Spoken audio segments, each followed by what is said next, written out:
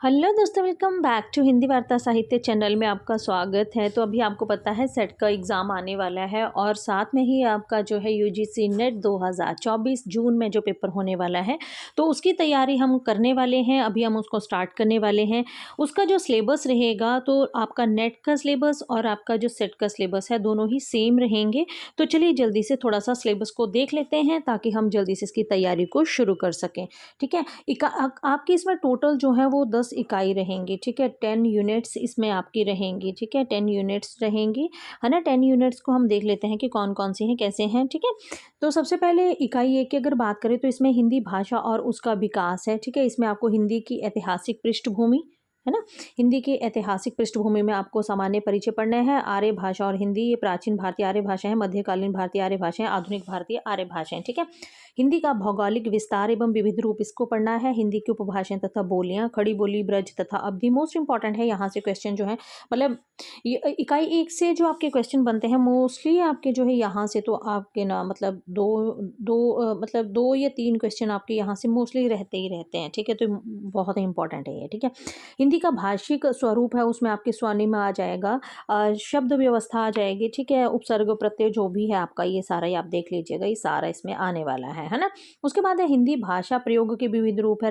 राजभाषा, हिंदी राष्ट्रभाषा, तो यहाँ से क्वेश्चन बहुत बनता है, यहाँ से है ना, संवैधानिक स्थिति से। ठीक है, ये राजभाषा से बहुत बहुत क्वेश्चन बनता है। फिर अगर आगे बात करें हम देवनागरी लिपि की बात करें, तो देवनागरी लिपि से भी क्वेश्चन बनते हैं। कूट में क्वेश्चन रहता है। ठीक है, कूट में जो है यहाँ से क्वेश्चन रहता है। ठीक है, और अब आपको पता है लेवल थोड़ा चेंज हो चुका है, तो इसलिए जो भी क्वेश्चन सब मोस्टली जो भी क्वेश्चन बनते हैं वो कूट में ही रहते हैं। ठीक है, उसके बाद आगे आती है इकाई 2 हमारी। तो इकाई 2 में है आपका हिंदी साहित्य लेखन की अगर बात करें। ठीक है, तो हिंदी साहित्य लेखन आपका इकाई 2 में रहेगा, है ना। इसमें आपकी पद्धति आएंगी, दर्शन आएगा, इतिहास ग्रंथ आएंगे। ठीक है, और उसके बाद नामकरण आएगा। तो नामकरण से तो अभी जो एग्ज़ाम हुआ था, तो नामकरण से तो मतलब मैं आपको बताऊं तो नामकरण से भी अब डायरेक्ट क्वेश्चन नहीं बनते हैं। आपके जो भी क्वेश्चन रहते हैं वो आपके पूरे कूट में ही रहते हैं। पूरा आपका कूट में जब तक आपके कंसेप्ट क्लियर नहीं होंगे, आप ऑथेंटिक बुक्स को या फिर कोई भी बुक्स को अच्छी तरह से रीड नहीं करोगे, तो ऊपर ऊपर से एग्जाम निकलने वाला नहीं है। ठीक है,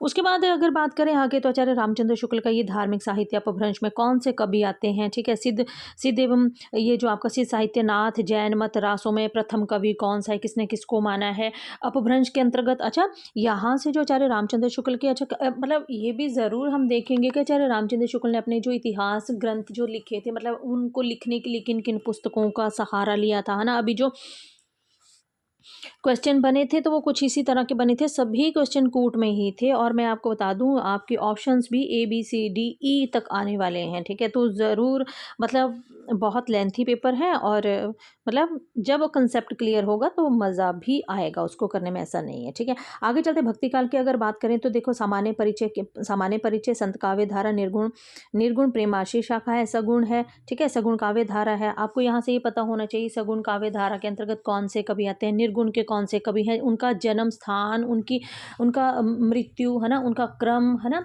तो आपको ये बिल्कुल पता होना चाहिए कि संत जो हमारी संत काव्य धारा है उसमें जो सबसे पहले आपके कौन आते हैं, है ना। तो रैदास, कबीर, है ना, इस तरह से मतलब जो भी हैं आपके वो।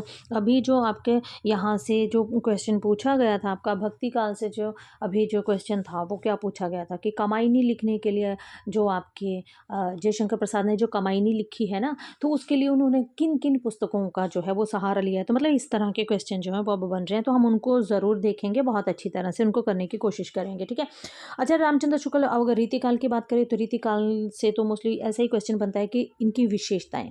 ठीक है, रीतिकाल की विशेषता क्या है।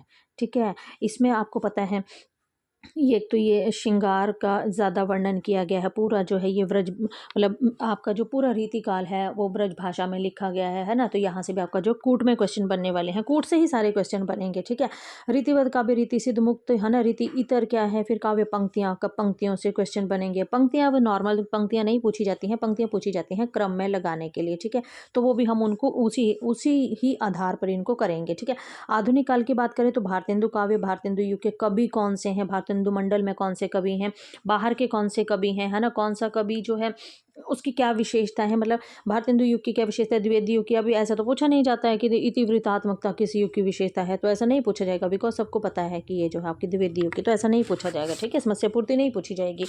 कोर्ट में क्वेश्चन आएंगे तो उसको हम उसी हिसाब से करने की कोशिश करेंगे और बिल्कुल बहुत अच्छे से इनको करेंगे। नई कविता ये जो है आपका सारा इसमें आ जाएगा। ठीक है, उसके बाद आगे आता है आपका कि आधुनिक जो आपका आधुनिक काल, ये जो है आपका गद्य खंड जो है, ठीक है, प्रथम उत्थान, द्वितीय उत्थान और तृतीय उत्थान, ठीक है, यहाँ से। और फिर हिंदी गद्य का विकास, ये उपन्यास, उपन्यास में पहले तो बात ये है कि जो आपका आपका जो आपकी यूनिट 2 जो मतलब जो आपका इकाई 5, ठीक है, आगे जो आपका खंड 2 आएगा ना, उसके अंतर्गत भी हम उपन्यास वगैरह को पढ़ेंगे। पर ये जो है ये आपसे सिर्फ मतलब एक स्पेसिफिक जो होता है ना कि किसका कौन सा उपन्यास है, जैसे है ना श्रद्धा राम फ्लोरी के कौन से उपन्यास है ना, देवरानी जेठानी, ऐसे देवरानी जेठानी तो हमारे सिलेबस में लगा भी हुआ, पर बाकी जो भी उपन्यास हैं, ठीक है, तो अब उनके भी आपसे क्या पूछा जाता है, प्रकाशन वर्ष पूछे जाते हैं। क्या पूछे जाते हैं, प्रकाशन वर्ष पूछा जाता है, या तो क्रम लगाने के लिए पूछा जाता है। ठीक है, डायरेक्ट क्वेश्चन बहुत कम बन रहे हैं। ठीक है, तो इसलिए अब उसी हिसाब से इसको करना पड़ेगा। ठीक है, कहानी की बात करेंगे तो ये सभी कहानियाँ आपको पढ़नी है। कौन सी कहानी जो है वो प्रेमचंद युग की है, प्रसाद युग की है, प्रेमचंद और उत्तर युग की है, ये सारी कहानियाँ जो है आपको देखनी है। ठीक है, उसके बाद आता है आपका नाटक, तो नाटक को भी इसी तरह से पढ़ना है। प्रेमचंद युग के नाटककार कौन से हैं, कौन सा नाटक किसने लिखा है, किसने नहीं लिखा है, तो वो हम सारा ही डिस्कस कर लेंगे। आलोचनाएं भी बहुत अच्छे से डिस्कस करेंगे।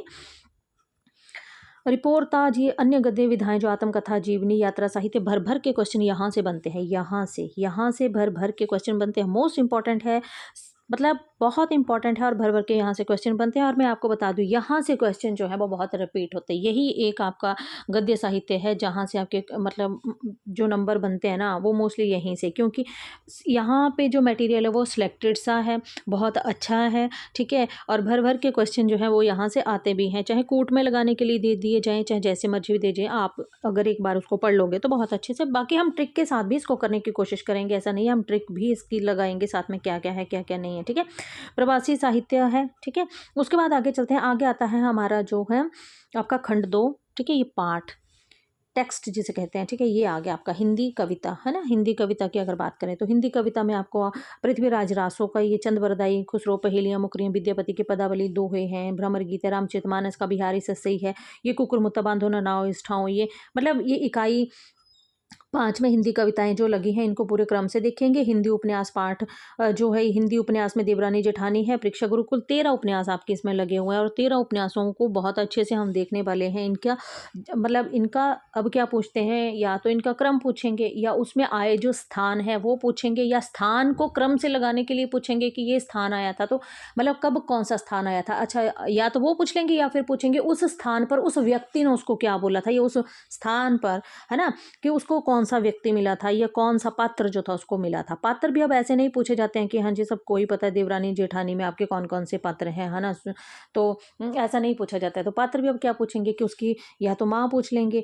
या उसके पिता पूछ लेंगे कि वो कौन है, या उसका भाई पूछ लेंगे, तो भाई का मिलान करने के लिए दे देते हैं, बहन का मिलान करने, अभी तो मम्मी का मिलान करने के लिए आ गया था। ठीक है, तो ऐसे माँ का मिलान करने के लिए आ गया था। तो इस तरह से हिंदी कहानी की बात करें तो चंद्रदेव से मेरी बातें हैं, दुलाई वाली, हिंदी कहानियों में इतना कुछ मतलब बहुत अच्छी कहानियां हैं। अगर एक बार पढ़ोगे तो बहुत अच्छे से रिवाइज हो जाएंगे। आपकी टोटल 21 कहानियां जो है यहाँ पर लगी हुई हैं। ठीक है, उसके बाद आता है हिंदी नाटक। तो हिंदी नाटक भी आपके थोड़े से लगे हुए हैं, बहुत सिलेक्टेड हैं, बहुत अच्छे हैं, तो इनको भी हम बहुत अच्छे से देखने वाले हैं। ठीक है, अंधेर नगरी है, भारत दुर्दशा है, यहाँ से इनके जो हैं वो जिन इनके कितने अंक हैं, और ये जो अंक हैं ये अंक आते हैं आपके क्रम में लगाने के लिए। ठीक है, क्रम में लगाने के लिए आते हैं, है ना। ये मैं आपको ट्रिक के साथ करवा दूंगी, ये सारे तो मतलब इन पे तो मैं अच्छे से आपको करवा दूंगी। ठीक है, हिंदी निबंध पाठ की बात करें तो दिल्ली दरबार दर्पण, भारत की उन्नति कैसे हो सकती है, शिव मूर्ति है, शिव शंभू के चिट्ठे हैं। ठीक है, ये सारा है, तो यहाँ से हमें पढ़ना है। सबसे इंपॉर्टेंट आपका यहाँ से आता है ये, मतलब वैसे तो सारे इंपॉर्टेंट है, बट ये मजदूरी और प्रेम, इनके जो इनके उपशीर्षक लगे हुए हैं ना, वो बहुत इंपॉर्टेंट है, बहुत पूछे जाते हैं। ठीक है, और बाकी अन्य गद्य विधाएं हैं आपकी, तो ये माटी की मूर्तें होगी, ठोकरी बाबा हो गए, मुरदैया हो गए, प्रेमचंद घर में है ना। तो जैसे ये जामुन का पेड़ छोटा सा ही है, इसको पढ़ लो, भोला राम का जीव छोटा सा ही है, कुछ भी नहीं है इसमें भी, है ना। तो मतलब ये संस्कृति के 4 अध्याय मोस्ट इंपॉर्टेंट है, यहाँ से बनते हैं भर भर के क्वेश्चन। आपका एक संस्कृति के 4 अध्याय हो गया, और एक आपका नामवर सिंह का आता है जो ना। ठीक है, इन दोनों में बहुत कन्फ्यूज़न रहता है, बहुत कन्फ्यूज़न, क्योंकि दोनों ही ना मिलते-जुलते हैं। ये संस्कृति और सौंदर्य जो है ना, ये नंबर सिंह का, और एक आपका ये आ गया है संस्कृति के 4 अध्याय, मतलब कोटेशन सेम-सेम रहती हैं इनकी ना। तो एक ट्रिक के साथ इनको भी हम करने की कोशिश करेंगे, ठीक है? तो आज के लिए हमने इसको डिस्कस कर लिया है, कल से हम इसको स्टार्ट कर देंगे। तो चलिए मिलते हैं नेक्स्ट वीडियो में, तब तक के लिए बाय-बाय।